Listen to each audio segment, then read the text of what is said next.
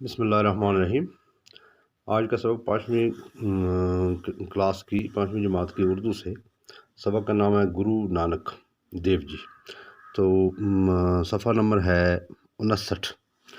بچوں آپ یہاں دیکھیں، گرو نانک یہ چاہتے تھے کہ لوگ دل سے یہ بات مان لیں کہ سب انسان خدا کے سامنے برابر ہے اور اس طرح ذات پات کا فرق چھوڑ دیں۔ وہ کہتے تھے کہ بڑا وہی ہے جو اچھے کام کرے اور دوسروں کی خدمت کرے۔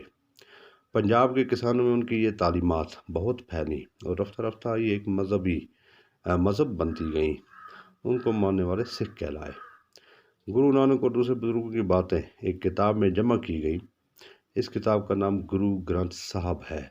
یہی سکھوں کی مقدس اور پوتر کتاب ہے کہ گرو نانک کہ انسان سے ساری دنیا میں اللہ تعالیٰ نے برابر بنائے پات گوئی ذات پات فرق پرت أکِس تراؤن اتھ گژھِ نہٕ کانٛہہ پکوان اصل چھُ سُے یُس اصل قائم چھُ کران۔ پتہٕ یُس تعلیٖم سُہ اوس دِوان سُہ ہسا آیہِ تتھ اکھ کتاب بناونہٕ، تتھ کتاب آو ناو تھاونہٕ گرو گرنتھ صاحب۔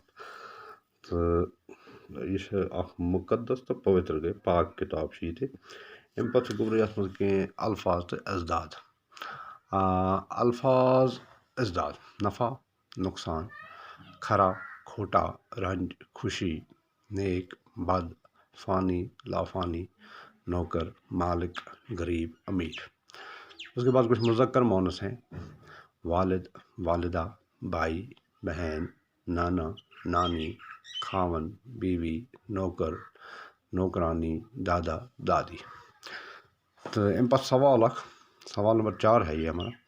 گرو نانک کیا چاہتے تھے؟ تو اس کا جواب ہے گرو نانک چاہتے تھے کہ لوگ دل سے یہ بات مان لیں کہ سب انسان خدا کے سامنے برابر ہیں اور اس طرح ذات پات کا فرق چھوڑ دیں۔ وہ کہتے تھے کہ بڑا وہی ہے جو اچھے کام کرے۔ تو گوبرو یہ کہتے تو یار بے بنے سے کائی پیتی۔ اوکے۔